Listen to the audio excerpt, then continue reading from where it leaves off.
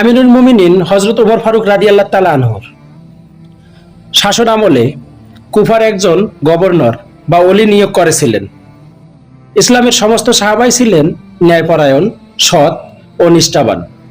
তবে ওলি সততার ইনসাফের দিক থেকে আরও এক ধাপ এগিয়ে ছিলেন। তার চোখে ধনী গরিব, শিক্ষিত অশিক্ষিত, উঁচু নিচু বা ছোট বড় সবার মর্যাদাই ছিল সমান। কোনো প্রভাবশালী বা ধনী ব্যক্তির তোয়াক্কা না করে তিনি সম্পূর্ণ ন্যায়পরায়ণভাবে বিচার কার্য ও শাসন কাজ পরিচালনা করতেন। কিন্তু তার এই কঠোর ন্যায়পরায়ণতা কুফার এক শ্রেণীর হুমড়া চোমড়া ধনাঢ্য ব্যক্তিদের জন্য সহ্য হলো না। তারা অসন্তুষ্ট হয়ে তার বিরুদ্ধে গভীর ষড়যন্ত্রের জাল বুনতে শুরু করলো। একদিন তার বিশ্বস্ত সূত্রে জানতে পারল যে কুফার গভর্নর আমিনুল মুমিনিন হযরত ওমর ফারুক রাদিয়াল্লাহু তাআলা আনহু এর সাথে সাক্ষাৎ করার জন্য পবিত্র মদিনার নগরীতে যাচ্ছেন। ষড়যন্ত্রকারীরা ভাবল এটাই তো উপযুক্ত সুযোগ। তারা নিজেরা চাঁদা তুলে 2000 দিনার সংগ্রহ করলো এবং তাদের মধ্যে থেকে কয়েকজন মদিনার উদ্দেশ্যে যাত্রা করলো। মদিনায় পৌঁছে গভর্নর যখন ওমর ফারুক রাদিয়াল্লাহু তাআলা আনহুর সাথে দেখা করতে গেল, ঠিক তখন এই ষড়যন্ত্রকারীরাও সেখানে গিয়ে হাজির হলো। হযরত ওমর ফারুক রাদিয়াল্লাহু তাআলা আনহু আগতদের দেখে জিজ্ঞেস করলেন, আপনারা কারা, কোথা থেকে এসেছেন, আর কি চান? তারা উত্তর দিল, আমরা কুফার নাগরিক, সেখান থেকে এসেছি, তেমন কোনো কাজ নেই, শুধু বেড়াতে এসেছি, আর সামান্য একটি বিষয় নিয়ে আপনার সাথে দেখা করতে আসলাম। ওমর ফারুক রাদিয়াল্লাহু তাআলা আনহু জানতে চাইলেন কোন ব্যাপারে। তারা মিথ্যা অভিযোগ তুলে বলল, আপনার নিযুক্ত এই ওলি গভর্নর বাইতুল মালের সম্পদ আত্মসাৎ করে আমাদের নিকট 2000 দিনার জমা রেখেছিলেন, ওটাই আপনাকে ফেরত দিতে এলাম। আমিনুল মুমিনিন হযরত ওমর ফারুক রাদিয়াল্লাহু তাআলা আনহু অত্যন্ত গুরুত্ব সহকারে গভর্নরের দিকে তাকিয়ে প্রশ্ন করলেন, তাদের অভিযোগ কি সত্য? গভর্নর অত্যন্ত ধীরস্থিরভাবে ও বুদ্ধিমত্তার সাথে বললেন, না, তারা মিথ্যা বলছে। আমি ওদের নিকট মোট 4000 দিনার জমা রেখেছিলাম, কিন্তু তারা 2000 দিনার আত্মসাৎ করে বাকি 2000 দিনার এখানে জমা দিতে এসেছে।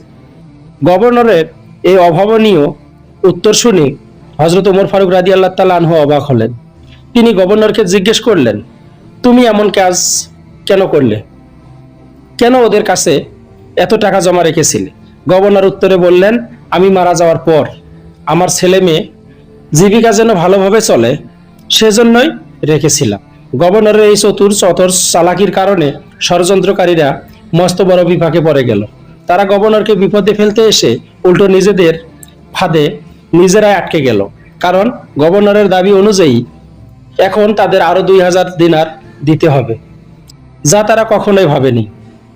কোনো উপায় না দেখে অবশেষে তার আমিনুল মুমিনিন হযরত ওমর ফারুক রাদিয়াল্লাহু তাআলা আনহুর নিকট ভুল স্বীকার করলো এবং ক্ষমা চেয়ে বলল, হে আমিনুল মুমিনিন, আসলে আপনার এই ওলি গভর্নর খুবই কড়া শাসক।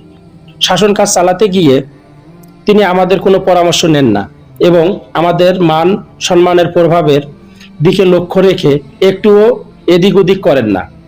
এতে করে সমাজে আমাদের মান সম্মানের ক্ষুণ্ণ হচ্ছিল।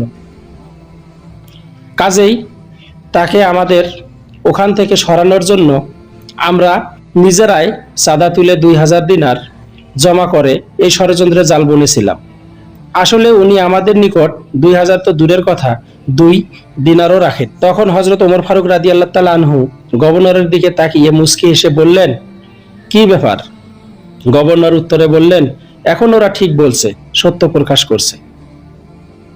ফারুকে আজম হযরত ওমর ফারুক রাদিয়াল্লাহু তাআলা আনহু তার গভর্নরের এমন উপস্থিত বুদ্ধি ও দূরদর্শিতা দেখে আশ্চর্য হয়ে গেলেন। তিনি ভাবলেন, কত চমৎকার কৌশলে গভর্নর শত্রুর মুখ থেকে তার সততা এবং তার ষড়যন্ত্রের কথা বের করে নিলেন। তিনি কৌতূহলী হয়ে জিজ্ঞেস করলেন, হে ওলি, তুমি কেন এ ধরনের কৌশল অবলম্বন করলে? গভর্নর বিনীতভাবে উত্তর দিলেন, হে আমিনুল মুমিনিন, ওরা তো কয়েকজন লোক ছিল, একজন দাবি পেশ করছে এবং তার সাথে কয়েকজন সাক্ষী ছিল, কিন্তু আমার পক্ষে তো কোনো সাক্ষী ছিল না। কাজেই এই কৌশল অবলম্বন করা ছাড়া আমার কোনো উপায় ছিল না। আমিনুল মুমিনিন তার গভর্নরের সততা ও বুদ্ধিমত্তা প্রশংসা করল এবং তাকে ধন্যবাদ জানালেন। একজন ন্যায়পরায়ণ ও সৎ শাসকের কাছে ধনী গরিব সাধারণ প্রভাবশালী সবাই সমান। কোনো ব্যক্তি যদি সৎ ও নিষ্ঠার সাথে সমাজ বা রাষ্ট্র পরিচালনা করে, তবে আল্লাহ তাআলা যে কোনো বিপদ আপদ থেকে তাকে রক্ষা করেন এবং শত্রু ষড়যন্ত্র ধূলিসাৎ করে দেন। সত্যের জয় সবসময় সুনিশ্চিত, আর মিথ্যার মুখোশ একদিন না একদিন উন্মোচিত হবেই। প্রিয় দর্শক, কুফার গভর্নরের এই অসাধারণ বুদ্ধিমত্তা ও সততার গল্পটি যদি আপনার ভালো লেগে থাকে, তবে অবশ্যই লাইক এবং কমেন্ট করে আপনার মূল্যবান মতামত জানান। এই শিক্ষণীয় ঘটনাটি অন্যদের সাথে শেয়ার করতে ভুলবেন না। সবাই ভালো থাকবেন। আল্লাহ হাফেজ।